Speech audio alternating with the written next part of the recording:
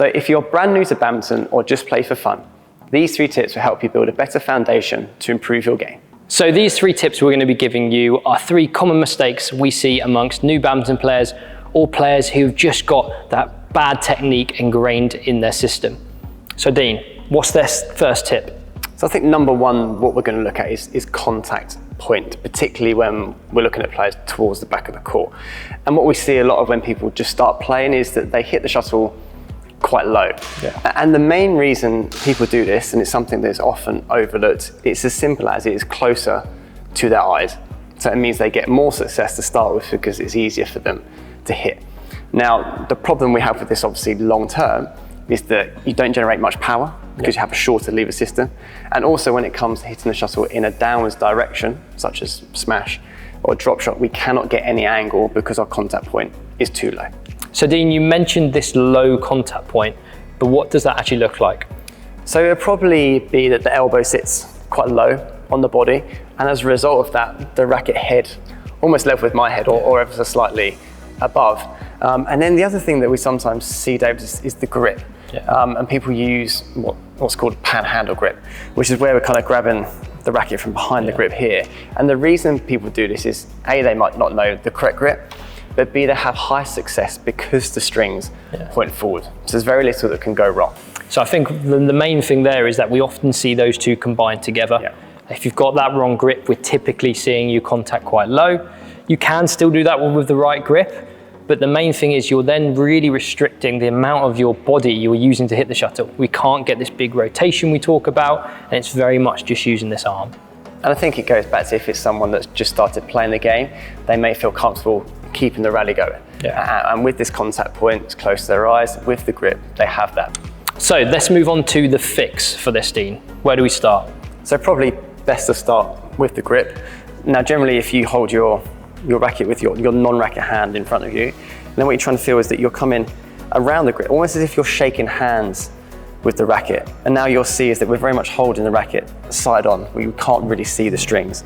With this V coming straight down the shaft and up to the top of the racket. Now what happens is as I prep, I'll have to feel like I kind of turn my wrist out a little bit more to feel like I can get the strings pointing forwards. And the main reason for that is that when we start to hit shots, as you mentioned, David, we can start to use a little bit more forearm rotation that we don't get if we have this panhandle grip. Right, so we've made sure we've got this correct grip now. How do I now want to improve my contact point? So I guess we'll talk quickly about body position when we're hitting an overhead shot. Yeah. And we want to try and feel like we're getting a little bit more side on to the shuttle, very similar to how you'd throw a tennis ball. We're really trying to feel like we're replicating that action. So as a right-hander, I'm going to feel like I'm getting my left shoulder pointing more towards the other side of the net, with my racket just trying to drop in up into this position. Then as I start to swing, it's more of a rotation from the lower body to the chest. And then it's really important that we feel like we're throwing this racket head up almost as high as we possibly can to make contact. And that's the big thing here, is you're using these long levers of your arms and you're getting that big extension into the shot, maximizing your contact point, and it means you can hit that shuttle high, flat, angled, whatever you need. Exactly, and it generates a lot more power, and that's something that we're going to need if we want to hit shot to the back, but also starting to hit hard smashes as well. So as we mentioned, with this forehand grip, it will promote using a little bit more forearm rotation. And this happens just before you make contact with the shot. So as I'm swinging through, with the correct grip, if I didn't rotate my forearm, the frame of the racket would be pointing towards the net.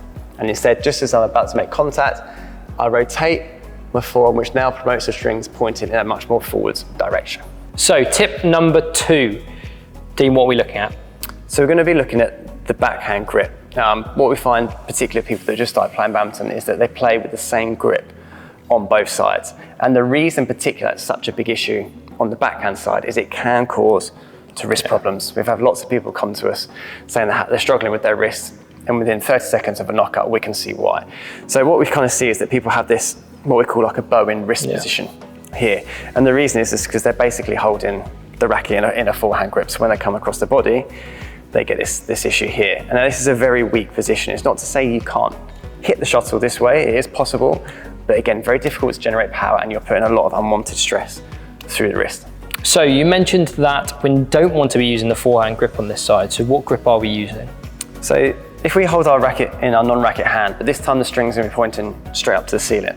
And what we're looking for this time is to feel like our thumb sits nice and flat on top of the racket, on what we call kind of the fat part of the grip, with our fingers then resting underneath. And then from there, all we're looking to do is to feel like we're then just turning the racket over, and this is now our backhand grip.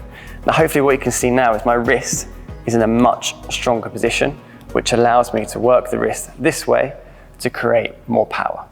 So Dean, what is a good reference point to make sure we have this better grip?